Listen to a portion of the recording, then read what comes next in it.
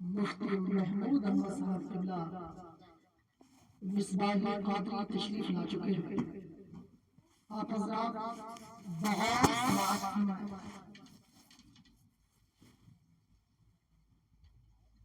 أعوذ بالله من الشيطان الرجيم.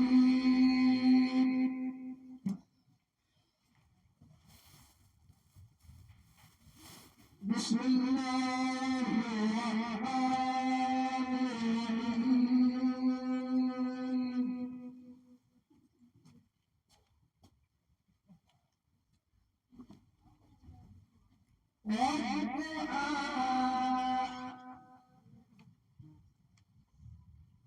والليل إذا سجى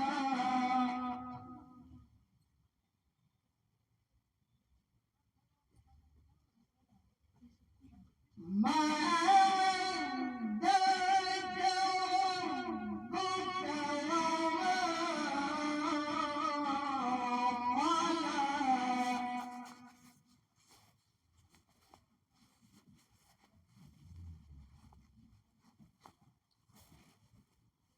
والآخرة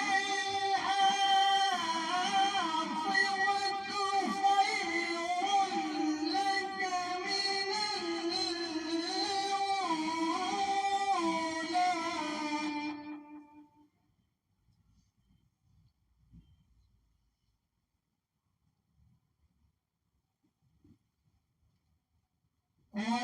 ولسوف يعطيك ربك فترضى.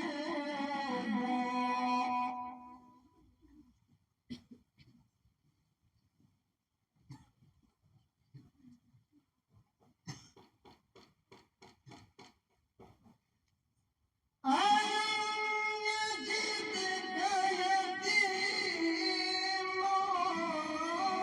فآوى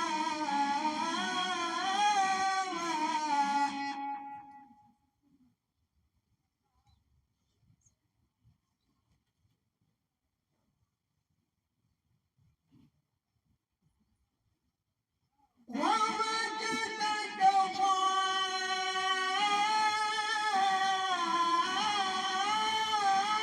ضالا فهدى.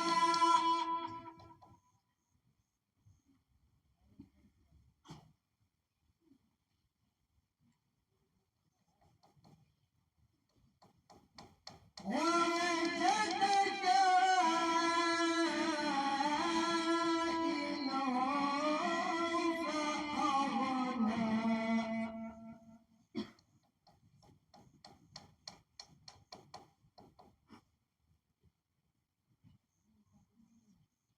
ووجدك ضالا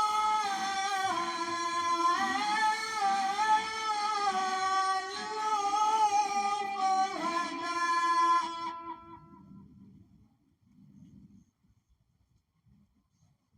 ووجدك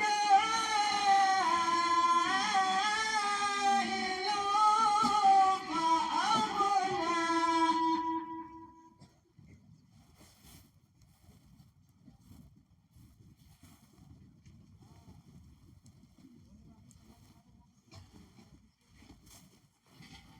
فأما اليتيم فلا تقهر.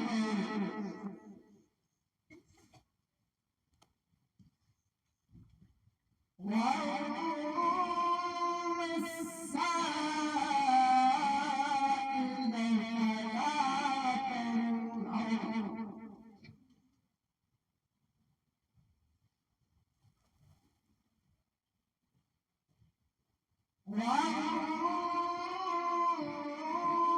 وأما بنعمة ربك فحدث.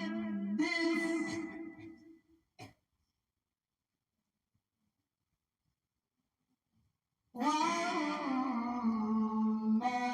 بنعمة ربك فحدث.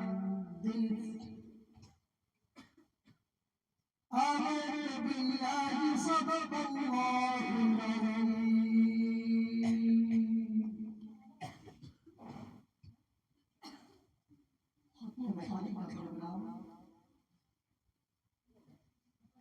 مجید سے شروع ہو چکا ہے۔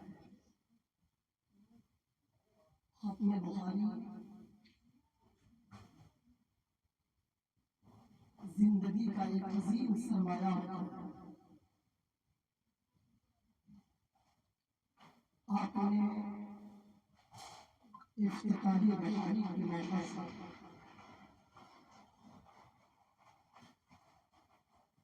وہاں تھا انما الاعمال بالنیات۔ بخاری شریف بڑی عظیم اور معتبر کتاب ہے، اصح الکتب بعد کتاب اللہ بخاری۔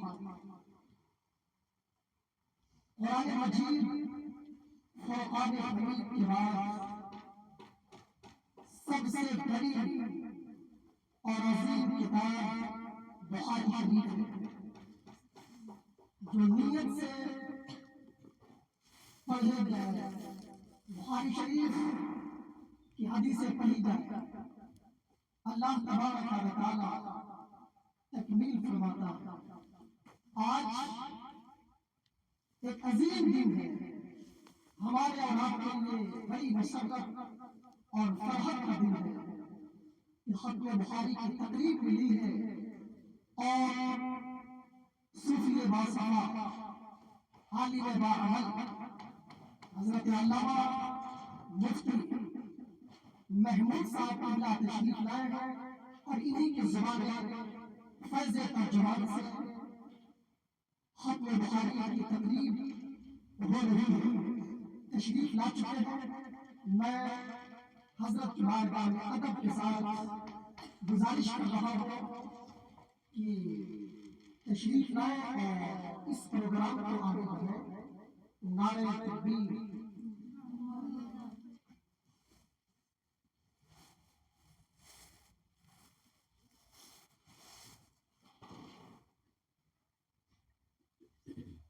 الحمد لله رب العالمين والصلاة والسلام على سيد الأنبياء والمرسلين وعلى آله وصحبه أجمعين، أما بعد، فأعوذ بالله من الشيطان الرجيم، بسم الله الرحمن الرحيم، ما ينطق عن الهوى إن هو إلا وحي يوحى، آمنت بالله صدق الله مولانا العظيم وصدق رسوله النبي الأمين الكريم۔ اللہ رب العزت کی توفیق اور اس کے فضل و کرم سے ہم سب ختم بخاری شریف کی بابرکت تقریب میں حاضر ہیں۔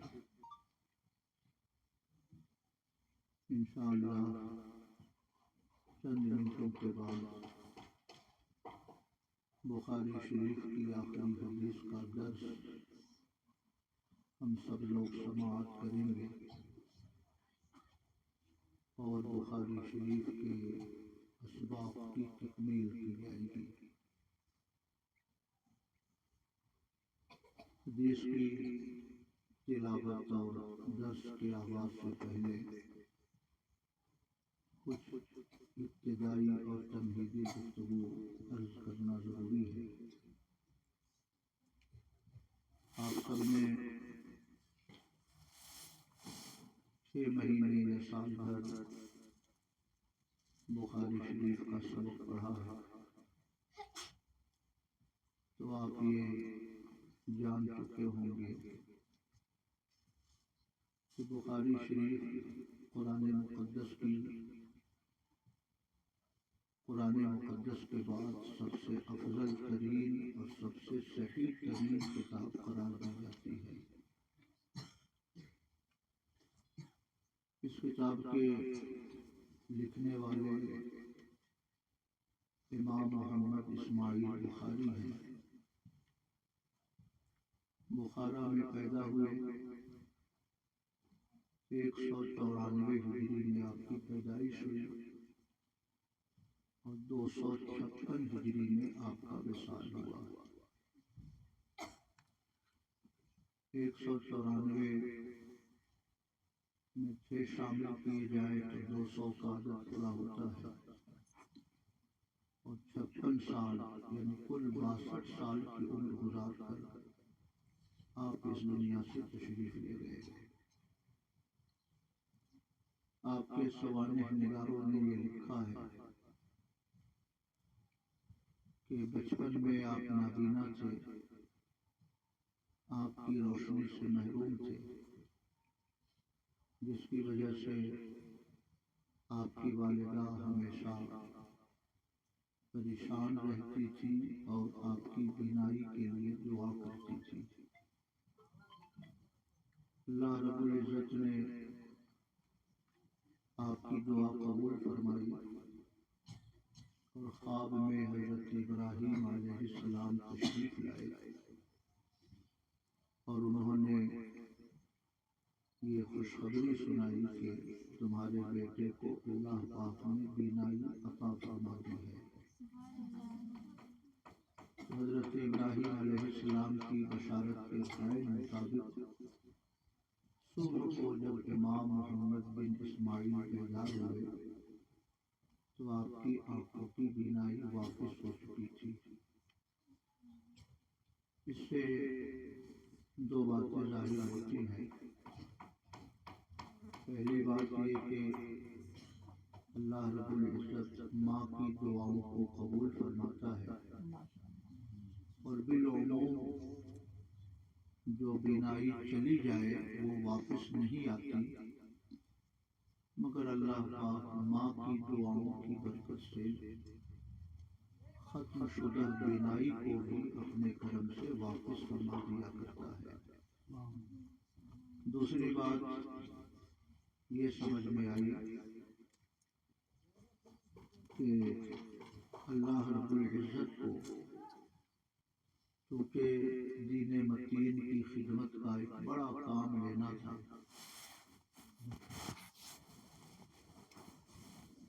اور اپنے حبیب مکرم صلی اللہ تعالی علیہ وسلم کی احادیث کی تدوین اور اس کی اشاعت کا بڑا عظیم الشان کام آپ سے انجام دلانا تھا، اس لیے اللہ پاک نے آپ کی بینائی واپس فرما دی۔ امام بخاری کے دل میں بچپن سے ہی علم حدیث کے حصول کا شوق تھا، اور تقریباً کئی ممالک اور کئی شہروں کا سفر فرمایا۔ بصرہ تشریف لے گئے، کوفہ تشریف لے گئے، مکہ شریف کے مشائخ سے کسب حدیث فرمایا، تقریباً 1000 مشائخ سے آپ نے علم حدیث حاصل فرمایا ہے۔ اس سے اندازہ لگایا جا سکتا ہے کہ 1000 محدثین سے جس بندے مومن نے علم حدیث حاصل کیا ہو، اس کے علم کا مقام اور اس کی شان کتنی اونچی ہوگی۔ اور ایسا بھی نہیں کہ ہر محدث کے پاس تشریف لے گئے اور ہر قسم کی حدیثیں آپ نے جمع فرما لی، یاد کر لی، بلکہ ہر درجہ احتیاط کے ساتھ حدیثیں سنا کرتے تھے، اور اگر راوی کے سلسلے میں تھوڑی سی بھی مشکوک باتیں نظر آتی تو آپ اس محدث سے حدیث سماعت کیے بغیر واپس آ جاتے تھے۔ بڑا مشہور واقعہ ہے امام بخاری کا کہ آپ بخارا سے چل کر ملک شام کے کسی شہر میں حدیث کی سماعت کے لیے تشریف لے گئے۔ بخارا یہ افغانستان سے لگا ہوا کسی ملک کا حصہ ہے۔ سوویت یونین کے بکھرنے کے بعد جو 12-14 مسلم ریاستیں وجود میں آئی، ترکمانستان، آذربائیجان، آرمینیا، غالباً ترکمانستان کا یہ شہر ہے بخارا، وہاں سے چل کر ملک شام یعنی سیریا تشریف لے گئے۔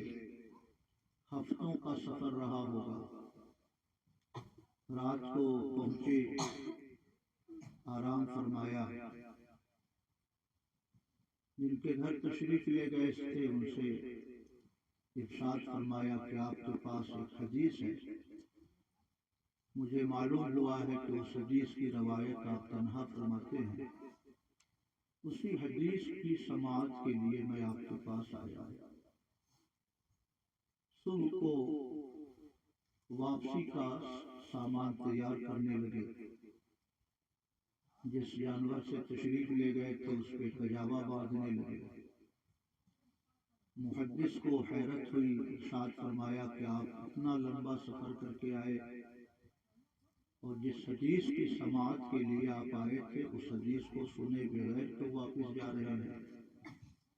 امام بخاری رضی اللہ تعالیٰ عنہ نے فرمایا، میں نے صبح میں آپ کو دیکھا کہ آپ ایک جانور کو خالی ہاتھ دکھلا کر اپنی طرف بلا رہے ہیں۔ آپ نے ہاتھ اپنا بڑھایا جس سے یہ ظاہر ہوتا ہے کہ آپ کے ہاتھ میں جانور کی خوراک کا کوئی حصہ ہے، جبکہ آپ کا ہاتھ خالی تھا۔ تو جب آپ ایک جانور کو دھوکہ دے سکتے ہیں تو پیغمبر کی حدیثوں کے سلسلے میں آپ پہ بھروسہ نہیں کر سکتا، اس لیے میں اگرچہ اتنے لمبے سفر سے آپ کے پاس آیا تھا مگر اب مجھے آپ سے وہ حدیث سماعت نہیں کرنی ہے، اور حدیث سنے بغیر وہاں سے بخارا واپس تشریف لے آئے۔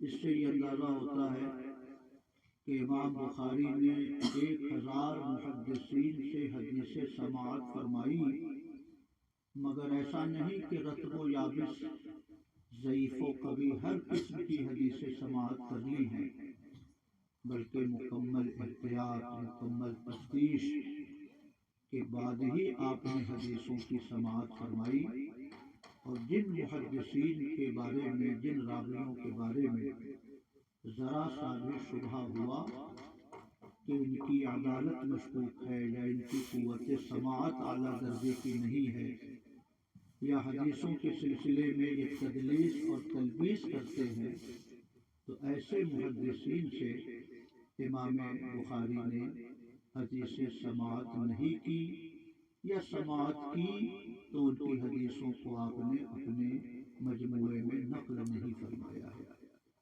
اسی شدت احتیاط کے پیش نظر امام بخاری کی اس تصنیف کو اصح الکتب بعد کتاب اللہ کہا جاتا ہے۔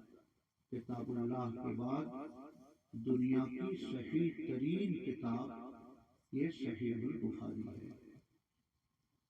امام بخاری کی حیات کا میں مطالعہ کر رہا تھا۔ امام عبد الوہاب شعرانی رحمۃ اللہ علیہ کی کتاب الطبقات الکبریٰ میں امام بخاری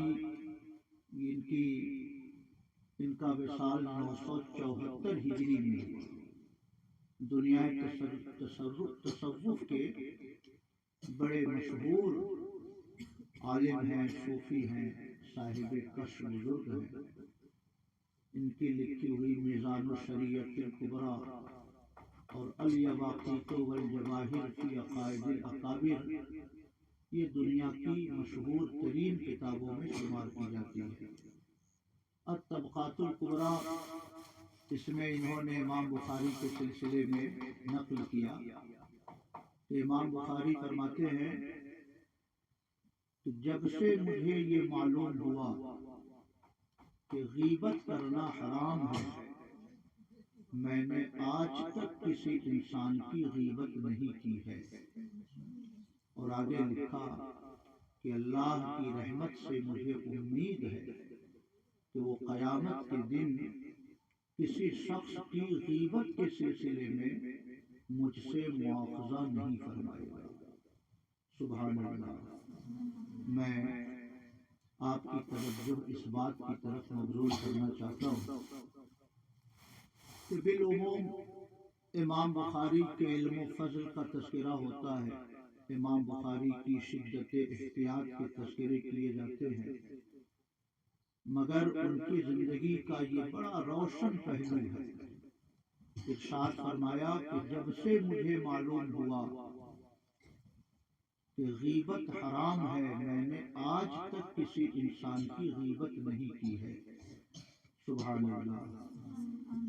غیبت یہ دنیا کا سب سے بڑا جرم ہے اور سب سے آسان جرم ہے۔ شاید باید کوئی ایسی مجلس ہوتی ہو جو غیبت سے خالی رہتی ہو، ہم ان کا ذکر کرتے ہیں، وہ ہمارا ذکر کرتے ہیں، ایسی باتوں کا تذکرہ ہوتا ہے جو ہمیں پسند نہیں، انہیں پسند نہیں، تو کسی کے غائبانے میں کوئی ایسی بات کہنا جو انہیں پسند نہ ہو، اسی کو غیبت کہا جاتا ہے۔ 62 سال کی عمر گزاری، 62 سال میں 10-12 سال آپ نکال دیں، ہو سکتا ہے کہ یہ ابتدائی زمانہ قرآن شریف کے پڑھنے اور ابتدائی کتابوں کے پڑھنے کا زمانہ رہا ہو۔ 16 سال کی عمر سے تو آپ نے حدیثوں کے کسب کے لیے شہروں کا سفر شروع فرما دیا تھا۔ 16 سال سے لے کر 62 سال کی عمر تک، یعنی تقریباً 50 سال تک آپ نے اپنی زبان سے کسی انسان کی غیبت نہیں فرمائی۔ مجھے ایسا محسوس ہوتا ہے کہ آپ کی حدیثوں کو اور آپ کی کتاب کو اتنی مقبولیت حاصل ہوئی، اس میں آپ کی پرہیزگاری، آپ کے تقوی، آپ کے روحانی فیضان کے ساتھ ساتھ آپ کی اس خوبی کا بھی بڑا دخل ہے کہ جس زبان سے کبھی غیبت نہ جاری ہوئی ہو، اس زبان سے نکلی ہوئی باتوں کو اللہ پاک اپنی بارگاہ میں ضرور قبولیت عطا فرماتا ہے۔ اس لیے بزرگوں نے لکھا ہے کہ کسی بھی انسان کو دیکھنا ہو تو اس کی 2 چیزوں کو دیکھو، اس کی نماز اور اس کی زبان۔ اگر وہ نمازوں کی پابندی کرتا ہے اور اگر وہ اپنی زبان کی حفاظت کرتا ہے تو سمجھ لو کہ جس کی یہ 2 چیزیں محفوظ ہوں، اس کا مقام اللہ کی بارگاہ میں بڑا بلند و بالا ہے۔ میں سمجھتا ہوں کہ امام بخاری کی یہ بڑی عظیم الشان شان تھی کہ 50 سال کی عمر تک آپ نے کبھی انسان کی غیبت نہیں فرمائی۔ درود شریف پڑھیں، اللہم صل علی سیدنا و مولانا محمد معدن الجود والکرم وعلی آلہ وصحبہ وبارک وسلم، صلاۃ و سلام علیک یا رسول اللہ۔ قوت یادداشت اتنی یاد تیز تھی کہ سیرت نگاروں نے لکھا ہے کہ ایک بار آپ بصرہ تشریف لے گئے، کم عمری میں ہی آپ کا شہرہ ہو گیا تھا، پورا شہر جمع ہو گیا آپ سے حدیث کی سماعت کے لیے۔ وہاں کے چند لوگوں نے آپس میں یہ طے کیا کہ امام بخاری کا امتحان لیا جائے، تو 10 لوگوں کو تیار کیا گیا اور سب کو 10 حدیثیں سنائی گئی کہ 10 حدیثیں آپ بیان کرو، 10 حدیثیں آپ بیان کرو، 10 حدیثیں وہ بیان کریں گے۔ 10 حدیثوں کی سند کو الٹ پلٹ کر دیا گیا اور حدیثوں کے متن میں رد و بدل کر دیا گیا۔ اس کا مضمون اس حدیث میں، اس حدیث کا مضمون اس میں، جو راوی مقدم تھے انہیں مؤخر کر دیا گیا، جو مؤخر تھے انہیں مقدم کر دیا گیا۔ 10 لوگوں نے امام بخاری کی مجلس میں کھڑے ہو کر 10 حدیثیں سند اور متن دونوں کو بدل کر بیان کیا۔ امام بخاری ایک ایک حدیث سنتے جاتے تھے اور فرماتے جاتے تھے لا عالم لا عالم، مجھے اس حدیث کا کوئی پتہ نہیں، مجھے اس حدیث کا کوئی پتہ نہیں۔ جب سب لوگ اپنی اپنی حدیثیں سنا چکے، اخیر میں امام بخاری کھڑے ہوئے اور آپ نے فرمایا کہ تم نے فلاں حدیث پڑھی ہے، وہ حدیث یوں نہیں یوں ہے، اور صحیح سند کے ساتھ اصل متن حدیث کو آپ نے بیان فرمایا۔ ترتیب وار 100 لوگوں کی حدیثیں اور اس کے سند کو آپ نے صحیح ترتیب کے ساتھ بیان فرمایا۔ بصرہ کے علماء حیرت زدہ رہ گئے کہ اس نوجوان کو اللہ پاک نے کیسی قوت یادداشت عطا فرمائی ہے۔ سبحان اللہ۔ امام بخاری نے جب حدیثوں کے لکھنے کا کام شروع کیا تو فرماتے ہیں میں نے مسجد نبوی شریف سے آغاز کیا، اور ہر حدیث کو لکھنے سے پہلے میں 2 رکعت نماز نفل پڑھتا تھا، استخارہ کرتا تھا، نبی کریم صلی اللہ تعالی علیہ وسلم کی طرف متوجہ ہو کر ان سے اذن حاصل کرتا تھا۔ جب میرا قلب کسی حدیث کے لکھنے پر مطمئن ہو جاتا تب میں اس حدیث کو اپنے مجموعے میں شامل کرتا تھا۔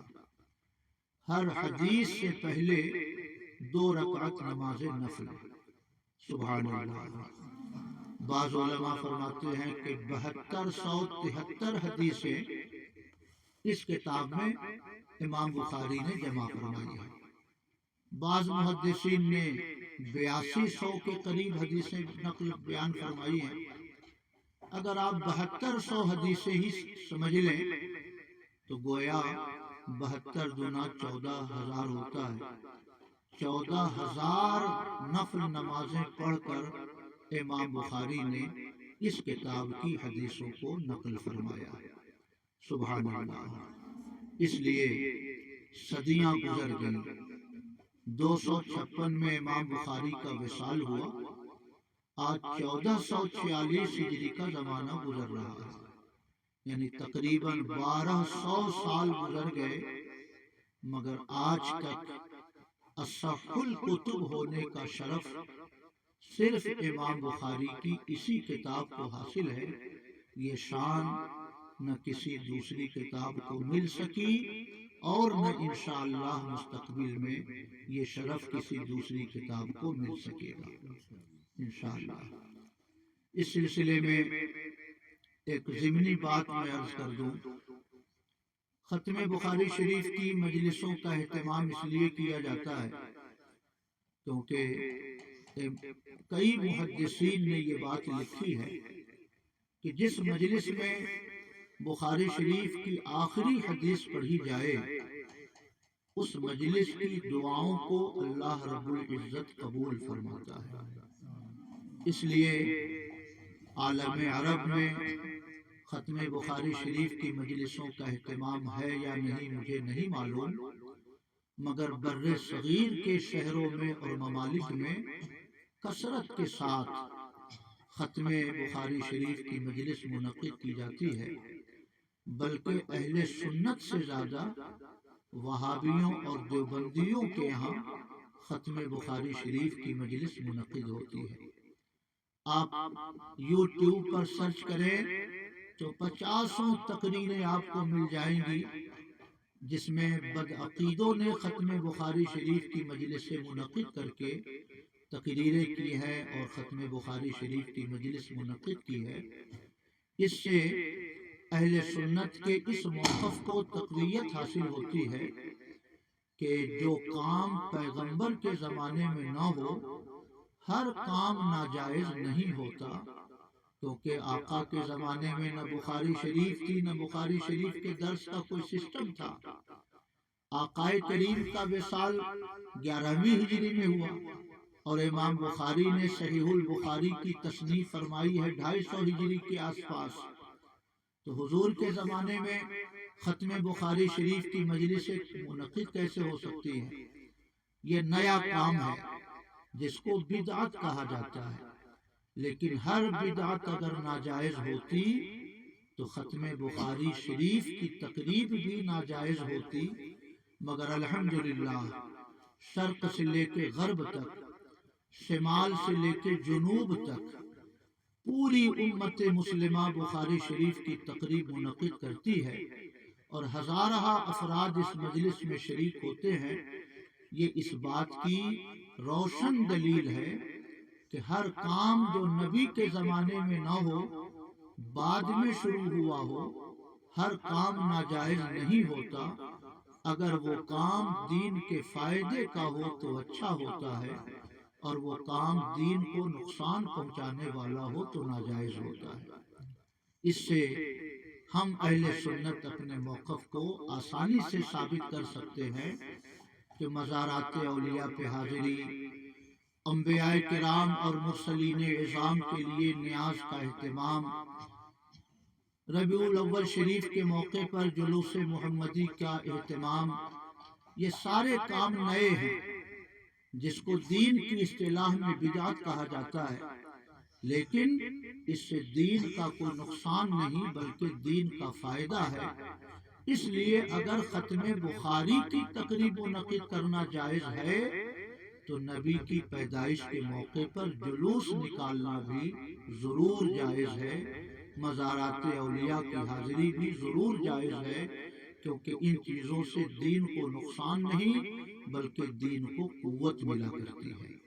اس سلسلے میں میں شیخ طریقت، رہنمائے قوم و ملت، حضرت علامہ مولانا امین الہدیٰ صاحب قبلہ مقدس ذلہ العالی کو ہزارہ مبارکباد پیش کرتا ہوں کہ آپ نے اس خطے میں بچیوں کے لیے ادارے کا قیام فرمایا، اور آج الحمدللہ وہ بچیاں جو اپنے گھروں میں رہ کر شاید قرآن بھی صحیح طور سے نہ پڑھ پاتی، آج وہ بخاری شریف کا درس لے رہی ہیں اور امت مسلمہ تک دین کی روشنی پہنچانے کی اہلیت اپنے اندر پا رہی ہیں۔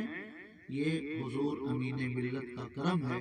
اللہ پاک ان کو صحت اور عافیت کے ساتھ لمبی عمر عطا فرمائے۔ احمد آباد بخاری شریف کا درس کتنا مقبول ہے، ہمارے آقا کو کتنا محبوب ہے۔ احمد آباد یہ گجرات کا ایک شہر ہے، وہاں پہ احمد نام کے 4 بزرگ آرام فرما ہیں۔ احمد شاہ احمد کھٹو ایک بزرگ کا نام ہے، ان کے مزار پر میری حاضری ہوئی ہے۔ آج بھی وہاں کی مسجد میں وہ تخت لوگوں نے لٹکا کر رکھا ہے، وہ تخت میں نے دیکھا ہے۔ وہاں شاہ احمد کٹھو یا کھٹو بخاری شریف کا درس دیتے تھے۔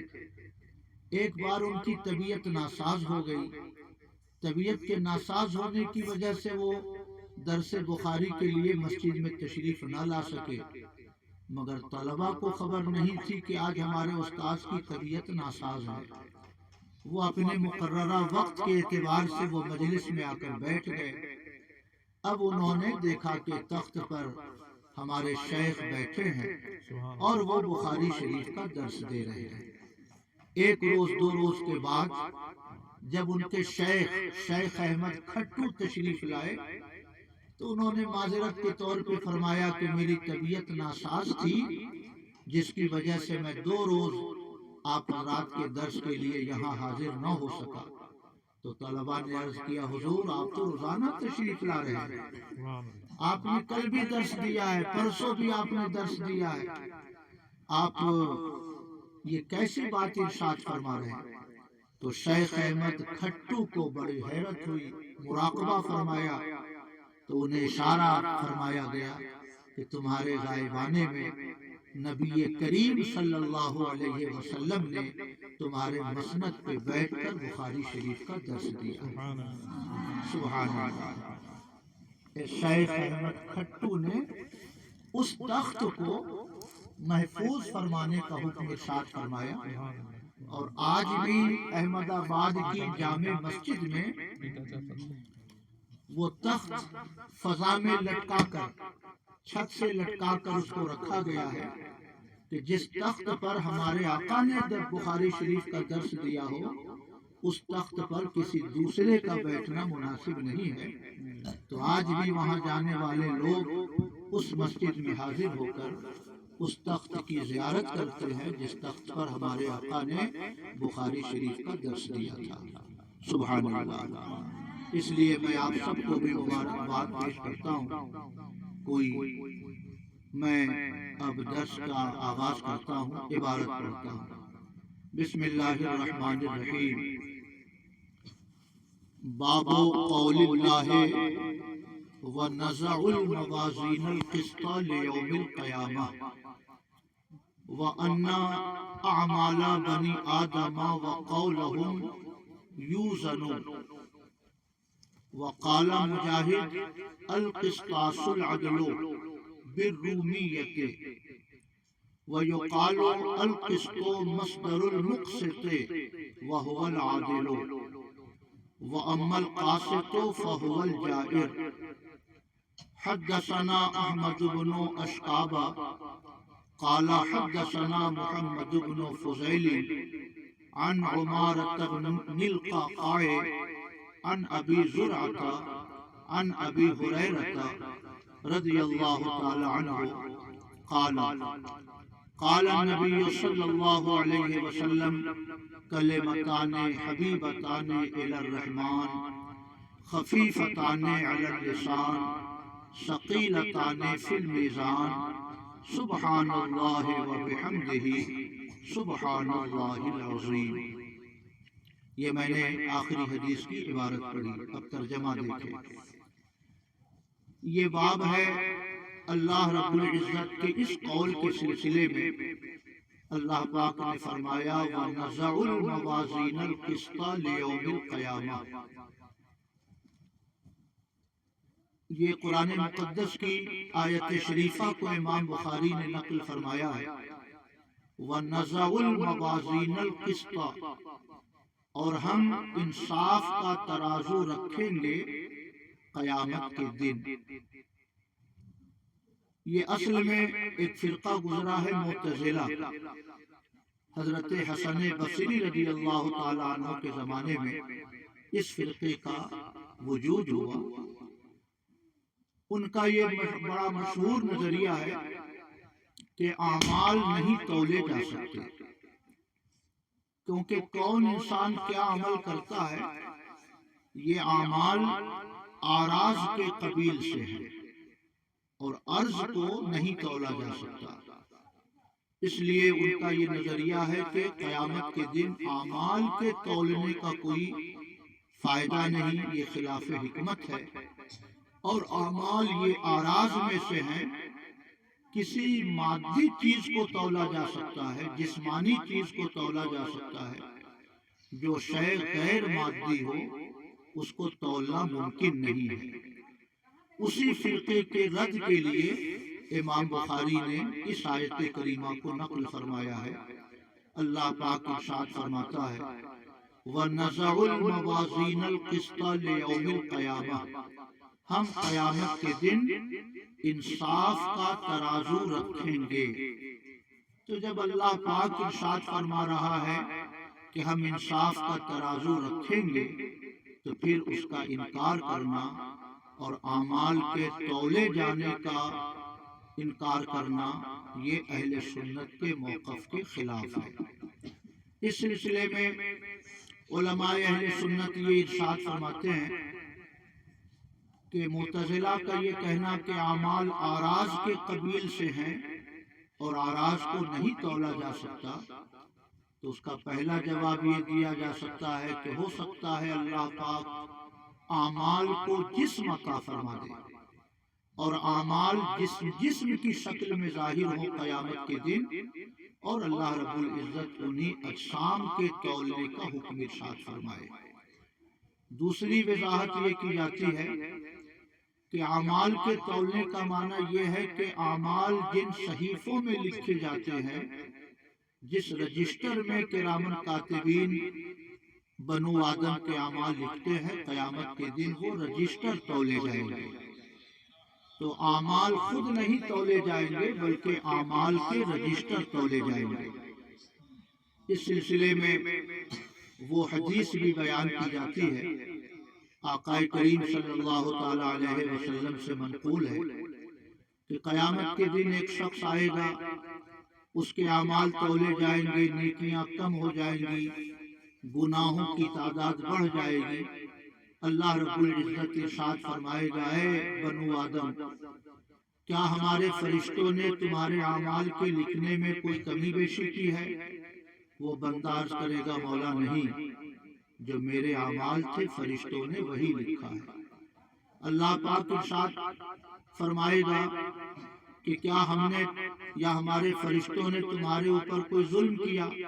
وہ بندہ عرض کرے گا، مولا کوئی ظلم ہمارے اوپر نہیں ہوا، یہ ہمارے اعمال کا نتیجہ ہے۔ وہ بندہ ایسا محسوس کرے گا کہ اب مجھے جہنم میں بھیجا جائے گا۔ اللہ پاک ارشاد فرمائے گا، فرشتوں سے ٹھہرو، اور غیب سے ایک کاغذ ظاہر ہوگا۔ اللہ رب العزت اس کاغذ کو ترازو میں رکھنے کا حکم دے گا۔ اب دوبارہ اس کے اعمال تولے جائیں گے تو نیکیاں بڑھ جائیں گی، گناہوں کی تعداد گھٹ جائے گی۔ وہ بندہ حیرت میں عرض کرے گا، مولا یہ کون سی چیز اس کاغذ میں ہے کہ تو نے اپنی رحمت سے اسے رکھ دیا کہ میرے اعمال کا وزن بڑھ گیا؟ تو اللہ پاک ارشاد فرمائے گا، اس تم نے ایک بار اخلاص سے پڑھا تھا، اشہد ان لا الہ الا اللہ۔ اس کاغذ میں وہی کلمہ توحید درج ہے، اور اللہ رب العزت کے کرم سے وہ بندہ جو جہنم کا مستحق ہو چکا ہوگا، اس کاغذ کے تولے جانے کے بعد وہ جنت کا حقدار بنا دیا جائے گا۔ تو اس سے اس بات کو قوت حاصل ہوتی ہے کہ قیامت کے دن اعمال نہیں تولے جائیں گے بلکہ اعمال جس رجسٹر میں درج کیے جاتے ہیں، ان صحیفوں کو، ان کاغذات کو، اس رجسٹر کو تولا جائے گا۔ تو پہلا جواب یہ ہوا کہ اعمال جسم کی شکل میں ظاہر ہوں گے۔ دوسرا جواب یہ ہوا کہ اعمال نہیں تولے جائیں گے بلکہ اعمال کے رجسٹر تولے جائیں گے۔ اور تیسرا جواب یہ ہے کہ کسی زمانے میں اعمال کو تولنا مشکل تھا، اعراض کو تولنا مشکل تھا، مگر اب تو جدید سائنس کی ترقی سے یہ بات بھی واضح ہو گئی کہ اعراض کو بھی آسانی سے تولا جا سکتا ہے۔ کس انسان کے بدن میں کتنا بخار ہے، کتنا ٹمپریچر ہے، بخار، حرارت، یہ اعراض کے قبیل سے ہے، مگر مشینوں کے ذریعے بخار کو بھی ناپ لیا جاتا ہے۔ کس کا بلڈ پریشر کم ہے، کس کا بلڈ پریشر زیادہ ہے، بلڈ پریشر، حرکت، دوران خون، یہ بھی اعراض کے قبیل سے ہے، مگر مشینوں کے ذریعے بلڈ پریشر کو ناپ لیا جاتا ہے۔ آج کل موبائل کے ذریعے بہت سارے معاملات آسان ہو گئے، کس کے موبائل میں کتنا نیٹ باقی ہے، کتنا نیٹ ختم ہو گیا، کتنی دیر یہ گفتگو کر سکتا ہے، کتنی دیر، کتنا ڈاٹا اس کے موبائل میں بچا ہے۔ موبائل وہ سارا ریکارڈ اپنے اندر محفوظ رکھتا ہے، جبکہ نیٹ یہ برقی شعاؤں کو کہتے ہیں۔ برقی شعائیں یہ اعراض کے قبیل سے ہیں۔ اگر انسان اپنی دماغی قوتوں کو استعمال کر کے بے شمار اعراض کو تول سکتا ہے جس کا ہم مشاہدہ کرتے ہیں، تو اللہ رب العزت بھی قیامت کے دن اعمال بنی آدم کو اپنے فرشتوں سے ضرور وزن کرا سکتا ہے۔ اس لیے ہم اہل سنت کا یہ کھلا ہوا موقف ہے کہ قیامت کے دن ترازو قائم کیا جائے گا، عرش اعظم کے بالمقابل یہ ترازو ہوگا۔ عرش اعظم کی داہنی جانب ترازو کا دایاں پلڑا ہوگا جس جانب جنت ہوگی، اور عرش اعظم کے بائیں حصے میں ترازو کا دوسرا پلڑا ہوگا، اسی جانب جہنم ہوگا۔ اور اللہ رب العزت حضرت آدم کو نگراں مقرر فرمائے گا۔ حضرت آدم ترازو کے پاس کھڑے رہیں گے اور بنو آدم کے اعمال کے تولے جانے کا وہ مشاہدہ فرماتے رہیں گے۔ اس لیے امام بخاری نے آخری باب میں بھی معتزلہ کا رد فرمایا اور اسی حوالے سے انہوں نے اس باب کو قائم فرمایا۔ اور دوسرا جملہ انہوں نے نقل کیا وَأَنَّ أَعْمَالَ بَنِي آدَمَ يُوزَنُ، اور یہ باب ہے اس سلسلے میں کہ بنو آدم کے اعمال اور بنو آدم کے اقوال تولے جائیں گے۔ امام مجاہد فرماتے ہیں قسطاس العدل، انصاف کو کہتے ہیں، بالرومیت، رومی زبان میں۔ تو اس کا ایک معنی یہ ہو سکتا ہے کہ قسطاس یہ رومی زبان کا لفظ ہے، اور رومی زبان میں قسطاس کا استعمال انصاف کے معنی میں ہوتا ہے۔ بہرحال اگر یہ رومی زبان کا بھی لفظ ہو تو عربی زبان میں اب اس کا استعمال ہونے لگا ہے، جیسے چین یہ عجمی زبان کا لفظ ہے مگر اس کو تبدیل کر کے سین کا استعمال عربی زبان میں ہوتا ہے۔ ایسے الفاظ کو معرب الفاظ کہا جاتا ہے۔ تو امام بخاری کی عادت ہے کہ کسی بھی حدیث کے نقل کرنے میں اگر کوئی مشکل لفظ آتا ہے تو لغوی اعتبار سے بھی اس کی تشریح فرماتے ہیں۔ اسی لحاظ سے انہوں نے امام مجاہد کا جملہ نقل فرمایا کہ اللہ رب العزت نے جو قسط ارشاد فرمایا ہے اسی سے ملتا جلتا یہ لفظ ہے قسطاس، اس کا معنی انصاف کرنا ہوتا ہے۔ اور آگے لکھتے ہیں القسط مصدر المقسط، قسط یہ مقسط کا مصدر ہے، وَهُوَ الْعَادِلُ، اور مقسط کا معنی ہوتا ہے انصاف کرنے والا۔ قرآن مقدس میں آیا ہے ان اللہ یحب المقسطین، اللہ پاک انصاف کرنے والوں کو پسند فرماتا ہے۔ یہاں پہ ایک شبہ یہ پیدا ہوتا ہے کہ نزع الموازین، میزان کی جمع ہے موازین، یہ جمع مکسر ہے، جمع مکسر مؤنث کے حکم میں ہوتا ہے، اور القسط اس کی صفت ہے۔ تو جب موصوف مؤنث کے حکم میں ہو تو صفت کو بھی مؤنث ذکر کرنا مناسب تھا لغوی اعتبار سے۔ تو اس کا جواب یہ دیا جاتا ہے کہ القسط یہ مصدر ہے، اور مصدر نہ واحد ہوتا ہے نہ جمع ہوتا ہے، بلکہ مصدر کا استعمال ہر طور سے جائز ہے۔ اس لیے موازینہ کی صفت مصدر کو بنایا گیا ہے، لہذا لغوی اور نحوی اعتبار سے بھی اس میں کوئی مذائقہ نہیں ہے۔ دوسرا جواب یہ دیا جاتا ہے کہ موازینہ سے پہلے زواتے کا لفظ چھپا ہوا ہے، وَنَزَعُ الْمَوَازِينَ ذَوَاتِ الْقِسْطِ لِيَوْمِ الْقِيَامَةِ، انصاف کرنے والے ترازو ہم قیامت کے دن قائم کریں گے۔ اور دوسرا شبہ یہ ہوتا ہے کہ القسط یہ ثلاثی مجرد ہے اور مصدر ہے، المقسط یہ ثلاثی مزید فی ہے، باب افعال سے اس میں فاعل ہے۔ ثلاثی مزید فی کا مصدر ثلاثی مجرد کیسے ہو سکتا ہے؟ تو امام بخاری نے فرمایا کہ القسط مصدر المقسط، قسط یہ مقسط کا مصدر ہے۔ تو علماء فرماتے ہیں کہ مصدر ہونے کا معنی یہ ہے کہ مقسط کا مادہ وہی ہے جو قسط کا مادہ ہے، یعنی قاف سید تا یہی حروف اصلیہ ہیں۔ اس کو جب ثلاثی مزید فی میں لے جاتے ہیں، مقسط بناتے ہیں، تو اس کا معنی ہوتا ہے انصاف کرنے والا۔ اور قسط سے اگر ثلاثی مجرد رکھتے ہوئے اس میں فاعل بنائے قاسط تو فرماتے ہیں فَهُوَ الْجَائِرُ۔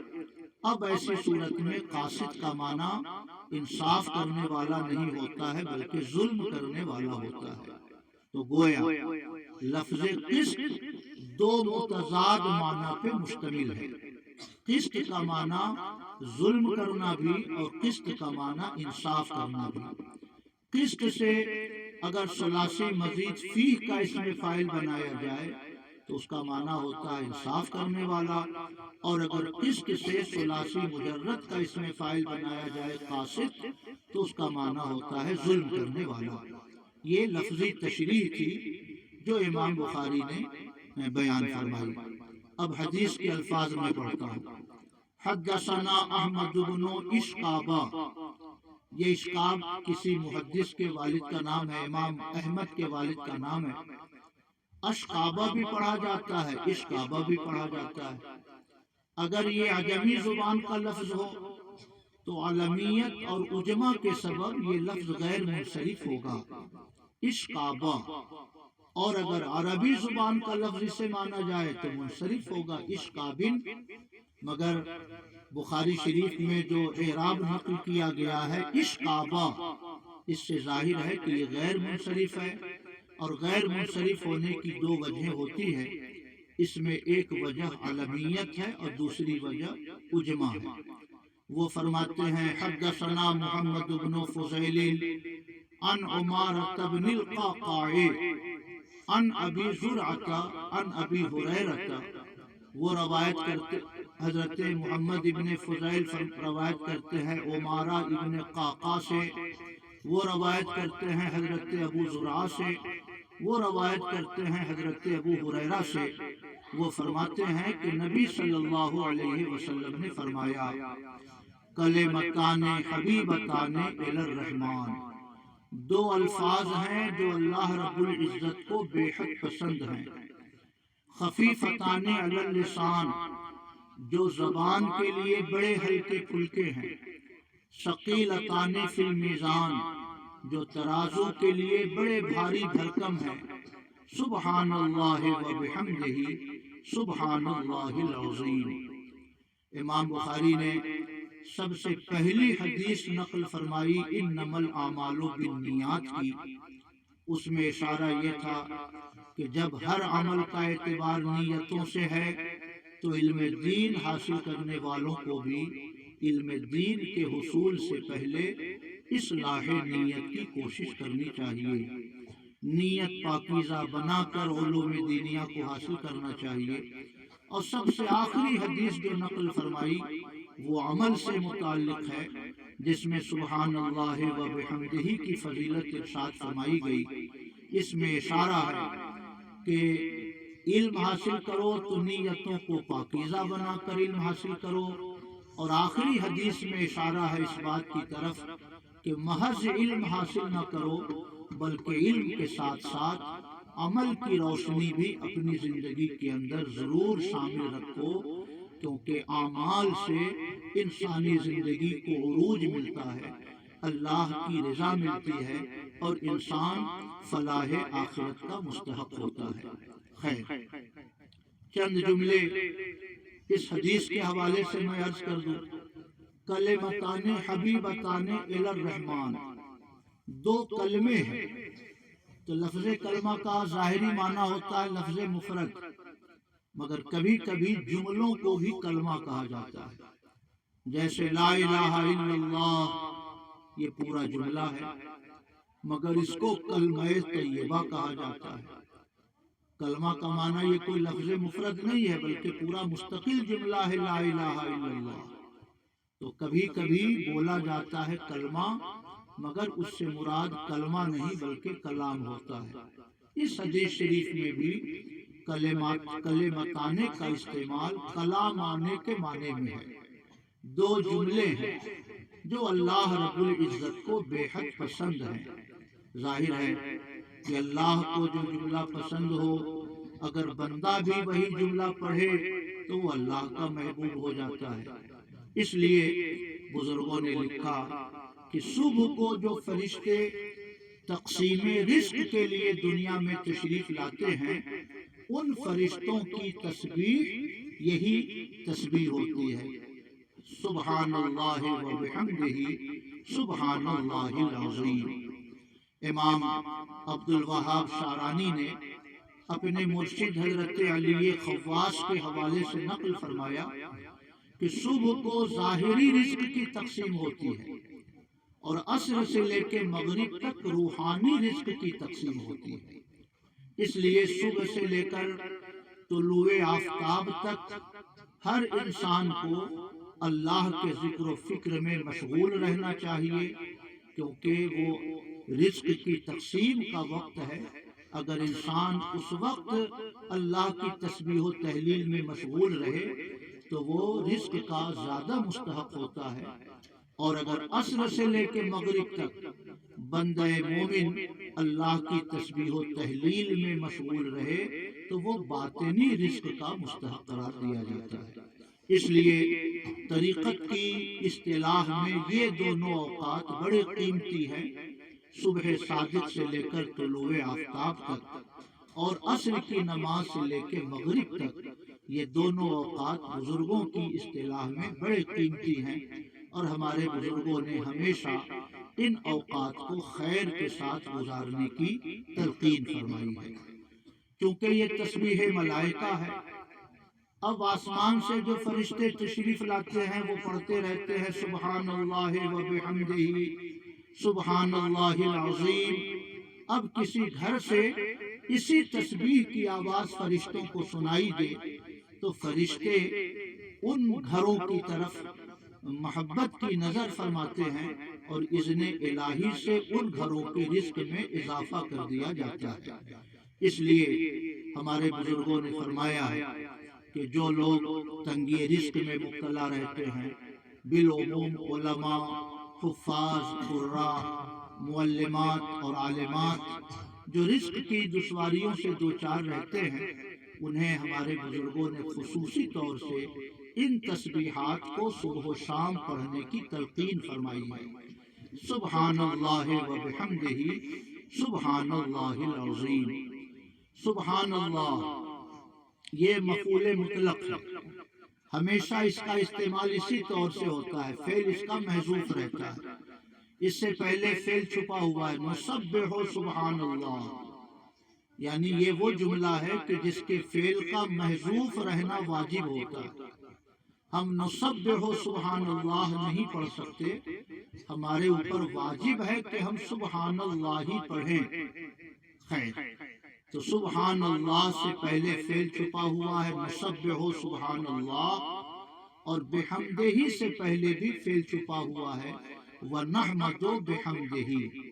ہم اللہ کی تسبیح بیان کرتے ہیں اور ہم اللہ کی حمد و ثنا بیان کرتے ہیں۔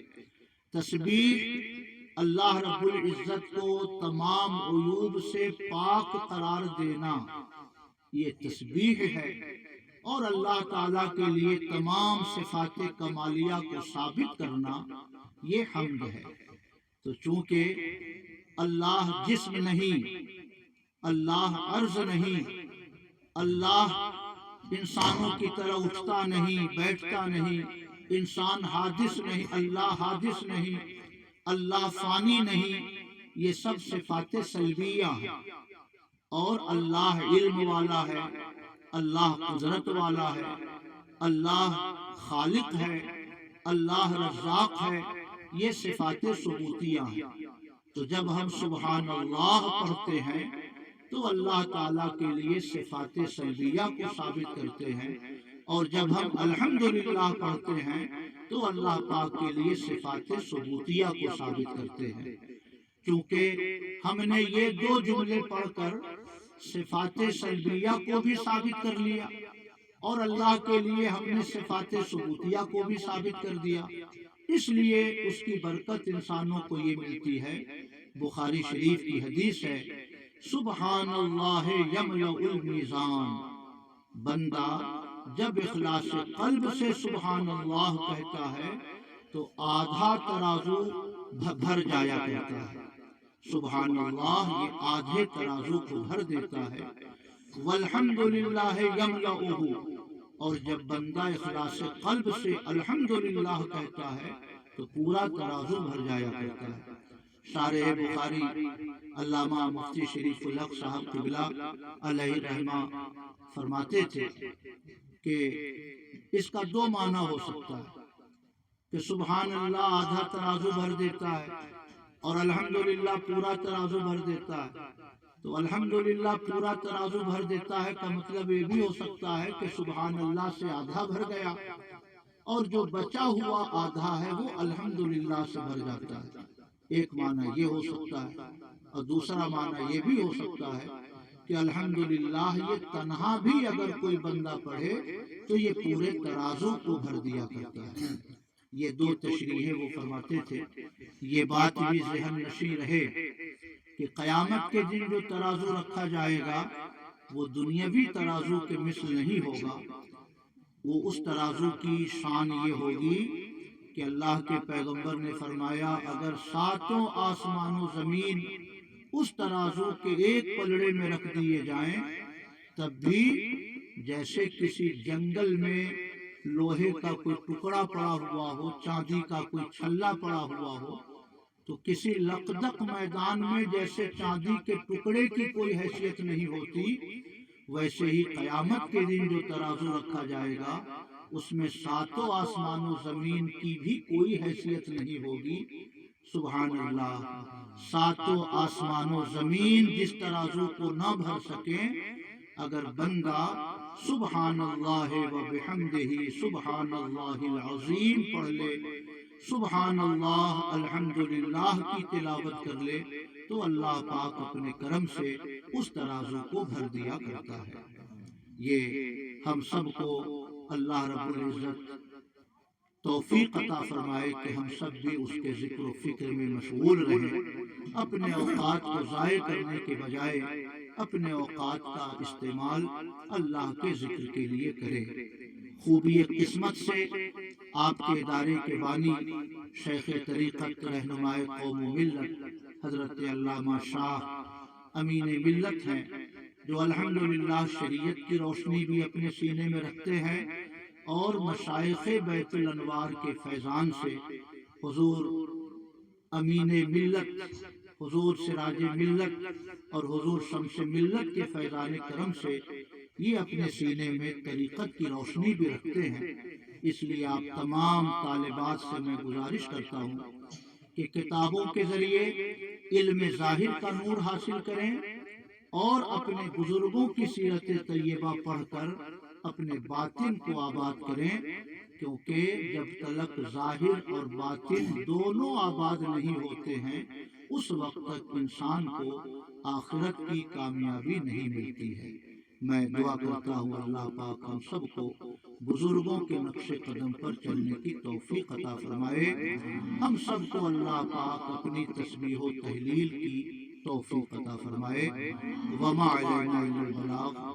میں چلتے چلتے ایک بات اور عرض کر دوں کہ فجر سے لے کر طلوع آفتاب تک یہ وقت بڑا قیمتی ہے. حضور حافظ ملت رضی اللہ تعالی عنہ تہجد کے بڑے پابند تھے اور ان کے دیکھنے والوں نے یہ لکھا ہے کہ سفر و حضر میں بھی تہجد کی نماز ان کی قضا نہیں ہوتی تھی. سبحان اللہ. ماضی قریب کے بزرگوں میں یہ تین شخصیتیں بڑی قیمتی ہیں، حضور سراج ملت، حضور شمس ملت اور حضور سراج ملت کے استاذ حضور حافظ ملت. سبحان اللہ. تہجد کی نماز سے فارغ ہو کر طلوع آفتاب تک اپنے مصلی پہ بیٹھ کر اللہ کا ذکر کرتے رہتے. طلوع آفتاب کے 20-25 منٹ کے بعد نماز اشراق پڑھتے اور نماز اشراق پڑھ کر پھر کتابوں کا مطالعہ فرماتے، پھر الجامعۃ الاشرفیہ درس کے لیے تشریف لاتے. ان کی زندگی کا یہ معمول ہم نے حضور نصیر ملت کی زندگی میں بھی دیکھا اور کئی بزرگوں کی زندگی کو میں نے اس نور سے منور پایا. ہم چھوٹے چھوٹے طالب علموں کو بھی بزرگوں کی اس روش کی پیروی کرنی چاہیے. نماز فجر پڑھ کر ادھر ادھر کے کاموں میں مشغول نہ ہو بلکہ مصلی پہ بیٹھ کر سبحان اللہ و بحمدہ 100 بار یہ پڑھ لیا کریں، کیونکہ بخاری شریف کی حدیث ہے کہ جو سبحان اللہ و بحمدہ 100 بار پڑھے اس کے سارے گناہ معاف ہو جاتے ہیں اگرچہ سمندر کے جھاگ کے برابر ہوں. تو سبحان اللہ و بحمدہ سبحان اللہ و بحمدہ 100 بار یہ پڑھ لیں. ابھی آپ نے آخری حدیث پڑھی سبحان اللہ و بحمدہ سبحان اللہ العظیم، 100 بار اسے پڑھ لیں. اور فقر و فاقہ کے دور ہونے کے لیے وہ حدیث بھی بڑی مشہور ہے، سبحان اللہ و بحمدہ سبحان اللہ العظیم و بحمدہ استغفر اللہ. ایک صحابی تنگ دستی میں مبتلا تھے، قرض میں مبتلا تھے تو انہوں نے آقا سے عرض کیا حضور میں بہت پریشان حال ہوں، تو آقا نے فرمایا کہ یہ پڑھا کرو۔ تو وہ صحابی رسول عرض کرتے ہیں کہ میں نے چند دن اسے پڑھے تھے کہ اللہ پاک نے میری تنگ دستی دور فرما دی اور مجھے اللہ پاک نے خوشحالی عطا فرما دی۔ تو 100 بار اسے بھی پڑھ لیا کرے، سبحان اللہ و بحمدہ، سبحان اللہ العظیم و بحمدہ استغفر اللہ۔ اور اگر اللہ پاک توفیق دے تو 100 بار قل ہو اللہ احد کی بھی تلاوت کر لے، کیونکہ ابھی میں نے پڑھا ایک بڑے مشہور بزرگ گزرے ہیں امام ابن عطاء اللہ اسکندری، یہ اسکندریہ مصر کے رہنے والے تھے اور بڑی اعلیٰ شان تھی ان کی۔ وہ میں نے ان کو فتاوی حدیثیہ میں پڑھا۔ علامہ ابن حجر مکی نے ان سے سوال ہوا کہ کیا کوئی شخص حالت بیداری میں حضور کا دیدار کر سکتا ہے یا نہیں، یعنی حضور کے وصال کے بعد آج کوئی حضور کو جسم کے ساتھ دیکھ سکتا ہے کہ نہیں؟ تو علامہ ابن حجر مکی نے فتاوی حدیثیہ میں نقل فرمایا کہ امام ابن عطاء اللہ اسکندری فرماتے ہیں کہ القطب یملأ الکونین، قطب اپنے نورانی وجود سے پوری دنیا کو بھر دیتا ہے۔ تو فرماتے ہیں کہ جب قطب کی یہ شان ہے تو رسول کی شان تو بہت ہی بلند و بالا ہے۔ جب میں نے امام عبدالرؤف مناوی کی کتاب پڑھی نشر المحاسن العالیہ، تو اس میں انہوں نے امام ابن عطاء اللہ کے بارے میں لکھا تو ان کا کوئی مرید حج کرنے گیا، اس نے دیکھا کہ امام ابن عطاء اللہ اسکندری طواف کر رہے ہیں، مینا میں قیام فرما رہے ہیں، عرفات میں مقیم ہے۔ وہاں سے لوٹ کر آئے تو اپنے ساتھیوں سے پوچھا کہ میرے شیخ کب حج کرنے گئے؟ تو لوگوں نے کہا نہیں حضور تو یہی موجود تھے، کہیں نہیں تشریف لے گئے۔ تو حیرت بڑھتی گئی، پھر پہنچے امام ابن عطاء اللہ کے پاس، کہا حضور میں نے آپ کو طواف کرتے بھی دیکھا، میں نے آپ کو صفا مروہ پہ بھی دیکھا، میں نے آپ کو مینا مزدلفہ میں بھی دیکھا، مگر میرے احباب کہہ رہے ہیں کہ آپ نے حج نہیں کیا۔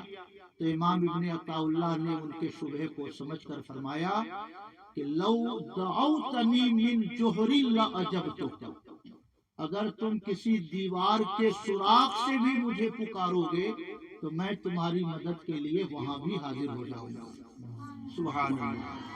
تو میرے دل میں بڑی عقیدت ان کی بڑھی، اور ابھی ہم نے سفر بغداد میں بغداد شریف سے ان کی 2-3 کتابیں خریدی ہیں۔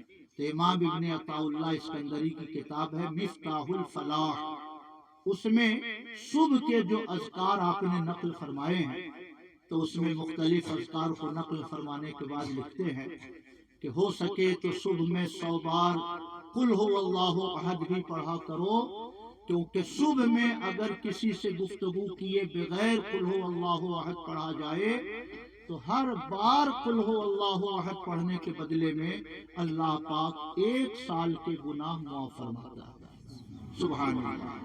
تو اگر اللہ توفیق دے تو اسے بھی پڑھ لیا کریں، اور درود شریف کی تلاوت تو الحمدللہ یہ ہر مومن کی روحانی غذا ہے، کیونکہ جو اللہ کا ذکر کرتا ہے وہ اللہ کا ہم نشیں ہوتا ہے، اور جو حضور پر درود بھیجے وہ حضور کی رحمتوں کے سائے میں بیٹھا ہوتا ہے۔ تو اس لیے حضور پر درود پڑھ کر حضور کے فیض سے بھی اپنے آپ کو ہمیشہ مشرف کیا کریں۔ میں اپنی گفتگو ختم کرتے ہوئے میں آپ سب سے گزارش کرتا ہوں کہ آپ اپنے بزرگوں کے نقش قدم کو اپنائیں۔ علم چنداں کے بیشتر خانی، چوں عمل در تو نیست نادانی۔ علم تم جتنا بھی پڑھو لیکن اگر اس علم پہ عمل نہیں ہے تو اس کی برکت سے تم محروم رہو گے۔ اللہ پاک نے آپ سب کو یہ سعادت بخشی ہے کہ حضور امین ملت کی شکل میں جامع شریعت و طریقت ذات سے آپ وابستہ ہیں۔ اس لیے کتابوں سے علم ظاہر کی روشنی حاصل کریں اور اپنے مشائخ کی زندگی کو دیکھ کر سن کر مطالعہ کر کے اپنی زندگی کو بزرگوں کی روش پر گامزن کرنے کی کوشش کریں۔ میں آپ سب کو مبارکباد دیتا ہوں کہ آپ سب نے بخاری شریف کا آخری درس پڑھا، پھر ایک بار اسی جملہ مبارکہ کو دہرا لیجئے، سبحان اللہ و بحمدہ، سبحان اللہ العظیم، سبحان اللہ و بحمدہ، سبحان اللہ العظیم، سبحان اللہ و بحمدہ، سبحان اللہ العظیم۔ شیخ عبدالحق نے لکھا کہ بخاری شریف کے آخری درس کی تلاوت جہاں ہوتی ہے وہاں دعائیں مقبول ہوتی ہیں۔ آپ سب بھی دعا کریں، حضور امین ملت دعا فرمائیں گے اور ہم سب انشاءاللہ ان کی دعاؤں سے مستفیض ہوں گے۔ وما علینا الا البلاغ۔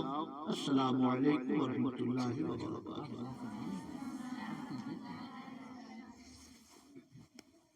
اللهم صل على سيدنا وشفيعنا ونبينا ومولانا محمد وبارك وسلم صلاة وسلام عليك يا رسول الله صلى الله تعالى عليه وسلم. اللهم صل على سيدنا مولانا محمد صلاة تنجينا بها من جميع الأحوال والآفات وتقضي لنا بها جميع الحاجات وتطهرنا بها من جميع السيئات وترفعنا بها عندك على الدرجات وتبلغنا بها أقصى الغايات من جميع الخيرات في الحياة وبعد الممات إنك على كل شيء قدير. مولانا صل وسلم دائما أبدا على حبيبك خير الخلق كلهم كريم آقا سادہ بدر رضا آج کی اس محفل ختم بخاری شریف کو تو قبول فرما، اسے شیخ قبولیت عطا فرما۔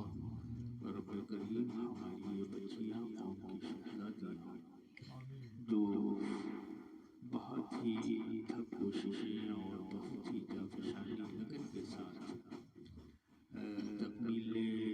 تکمیل فرمایا اور اس منزل پہ آئے کہ انہیں ندائی عالمیت دی جائے، اللہ ان بچیوں کو علم کے ساتھ ساتھ عمل کرنے کی بھی توفیق عطا فرما، انہیں صوم و صلاۃ کا پابند بنا اور انہیں ہمیشہ اللہ اپنے معلومات کے اعتبار سے دینی کاموں میں مصروفیت عطا فرما، انہیں دین کا مبلغہ بنا۔ رب کریم ان سبوں کو، ہمارے بچیوں کو اللہ تو صحت کاملہ اور دائمہ عطا فرما، امراض جسمانی اور روحانی سے نجات عطا فرما۔ اللہ ہم سبوں کی بھی حاضری کو قبول فرماتے ہوئے ہم سبوں کی بھی حفاظت فرما اور نیکیوں کی توفیق دے، بھلائیوں کی توفیق عطا فرما۔ اور ربنا تقبل منا انك انت السميع العليم وتب علينا انك انت التواب الرحيم. وصلى الله تعالى على خير خلقه سيدنا محمد وعلى آله وأصحابه أجمعين برحمتك يا أرحم الراحمين. سبحان اللہ، ماشاء اللہ۔ مفتی صاحب قبلہ یہاں اس ادارے میں آئے اور انہوں نے بہت ہی خوبصورت اور بہتر انداز میں حدیث نبویہ کو سنایا، ان کے میں حضرت مفتی صاحب قبلہ کا تہہ دل سے شکر ادا کرتا ہوں کہ انہوں نے کافی زحمت اٹھا کر یہاں ہماری دعوت کو قبول فرمایا۔ اللہ جل وعلا سبحانہ و تعالی ان کی عمر میں برکتیں عطا فرمائے اور انہیں ان کا سایہ ہم سبوں پہ دائر رکھے۔ والسلام علی من اتبع الہدی۔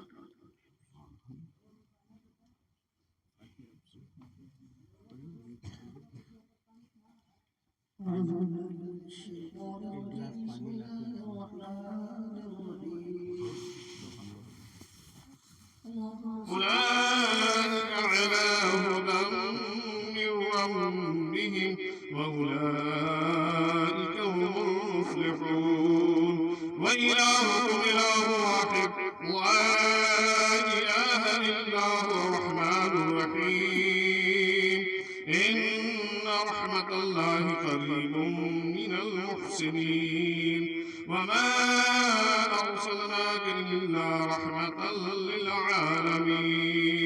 ما كان محمد أبا أحد من رجالكم ولكن رسول الله وخاتم النبيين وكان الله بكل شيء عليما إن الله وملائكته يصلون على النبي يا أيها الذين آمنوا صلوا عليه وسلموا تسليما اللهم صل على سيدنا وشفيعنا وحبيبنا ومولانا محمد وبارك وسلم صلاة وسلام عليك يا حبيب الله أعوذ بالله من الشيطان الرجيم ألا إن أولياء الله لا خوف عليهم ولا هم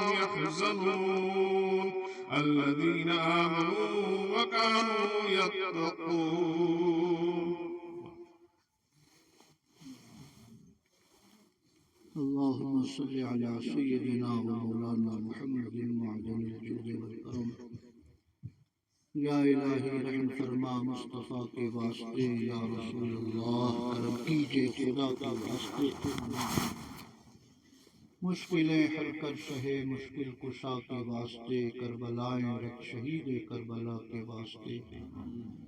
سید سجاد کے صدقے میں ساجد رکھ ہمیں، علم حق دے باقی دے علم خدا کے واسطے. صدق صادق کا تصدق صادق الاسلام کر، بے غضب راضی ہو کاظم اور رضا کے واسطے. بحر معروف و سری معروف دے بے خود سری، جند حق میں گن جنید باصفا کے واسطے. بحر شبل شیر حق دنیا کے کتوں سے بچا، ایک کا رکھ عبد واحد بے ریا کے واسطے. گل فرح کا صدقہ کر غم کو فرح دے، حسن و سعاد بلحسن اور بو سعید سعدزا کے واسطے. قادری کر قادری رکھ قادریوں میں اٹھا، قدر عبد القادر قدرت نما کے واسطے. اللہم صلی وسلم علیہ وعلیہم وعلی سائر اولیائک وعلینا معہم برحمتک یا ارحم الراحمین. رب العالمین قرآن مقدس کی آیتیں پڑھی گئی. شیرینی حاضر ہے، ختم بخاری شریف کی تقریب انجام پذیر ہوئی. مولا سب کو اپنے کرم سے قبول فرما. اس کا ثواب نہ ہمارے عمل کے لائق بلکہ اپنے فضل و کرم کے لائق بے حد و بے حساب عطا فرما. ان سب کا ثواب حضور اکرم صلی اللہ تعالی علیہ وسلم کی بارگاہ عالی مرتبت میں نظر ہے، قبول فرما. ان کے طفیل جملہ انبیاء کرام، جملہ مرسلین اعظام، صحابہ کرام، صحابیات مکرمات، ائمہ مجتہدین، مشائخ سلاسل عامہ مومنین و مومنات کی ارواح طیبات کو عطا فرما. بالخصوص غوث سمدانی، قطب جیلانی، محبوب سبحانی، سیدنا و مولانا شاہ محی الدین عبد القادر جیلانی رضی اللہ تعالی عنہ کی بارگاہ میں نظر ہے، قبول فرما. ان کے طفیل شہنشاہ خواجہ خواجگان خواجہ معین الدین چشتی اجمیری، شیخ عبدالحق محدث دہلوی مجدد الفسانی، شیخ احمد سرہندی، امام اہل سنت امام احمد رضا خواہ قدس سرہ العزیز، حضور حافظ ملت، حضور مجاہد ملت، حضور شمس ملت، حضور سراج ملت، حضور احسن العلماء، حضور تاج الشریعہ اور تمام سلاسل کے مشائخ و مریدین کی ارواح طیبات کو عطا فرما. مولا قدیر اپنے نیک اور صالح بندوں کے طفیل جتنے افراد، جتنی طالبات یہاں پہ حاضر ہیں، مولا سب کے ماں باپ، سب کے دادا دادی، سب کے اہل خاندان کی روحوں کو عطا فرما. مولا سب کو جنت الفردوس میں جگہ عطا فرما. مولا ختم بخاری کی تقریب کے طفیل ہم سب کی دعاؤں کو قبول فرما. مولا ہم میں جو بیمار ہیں انہیں شفا عطا فرما. جو تنگی رزق میں مبتلا ہے مولا ان کے لیے رزق کے دروازے کشادہ فرما. تمام طالبات کو ہم سب کو علم نافع عطا فرما. مولا ہم سب کو علم پر عمل کرنے کی توفیق عطا فرما. رب العالمین اس ادارے کو ترقیاں عطا فرما. اس کے علمی اور روحانی فیضان کو عام سے عام تر فرما. رب العالمین یہاں کی طالبات، یہاں کی معلمات، یہاں کے ذمہ داروں کو صحت و عافیت کے ساتھ شاد و آباد فرما، بالخصوص شیخ طریقت حضور امین ملت صاحب قبلہ مدظلہ العالی کو عمر دراز عطا فرما، انہیں صحت و عافیت کے ساتھ شاد و آباد فرما، مولا ان کی خدمات دینیہ کو اپنے کرم سے قبول فرما، اس ادارے کو مکمل فرما، اس کی تعمیر کے لیے غیب سے سامان فراہم فرما، رب العالمین اس کے جو تعمیری کام بچے ہوئے ہیں مولا مسلمانان عالم کے قلوب کو اس کی امداد و اعانت کی طرف مائل فرما، مولا ہم سب کو دین پر ایمان پر استقامت عطا فرما، مولا ہم سب کا خاتمہ بالخیر فرما، مولا ہم سب کو اور ہم سب کے بچوں اور بچیوں کو دین حق پر شریعت حقہ پر گامزن رہنے اور چلنے کی توفیق عطا فرما، الہی خیر گردانی بحق شاہ جیلانی، الہی خیر گردانی بحق شاہ جیلانی، الہی خیر گردانی بحق شاہ جیلانی، ربنا تقبل منا انك انت السميع العليم وتب علينا انك انت التواب الرحيم، وصلى الله تعالى على خير خلقه سيدنا ومولانا محمد وعلى آله وصحبه أجمعين برحمتك يا أرحم الراحمين، حق لا إله إلا الله محمد رسول الله.